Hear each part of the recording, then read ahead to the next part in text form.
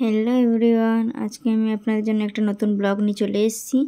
তো আমার এই ব্লগে আজকে আমি গোছাচ্ছি ঘরের যে জিনিসপত্র রয়েছে, খাবার জিনিসপত্র, ওই সব জিনিসপত্রগুলো আমি সব শোকেসে গুছিয়ে রাখবো, সেইটাই আপনাদের সাথে শেয়ার করছি।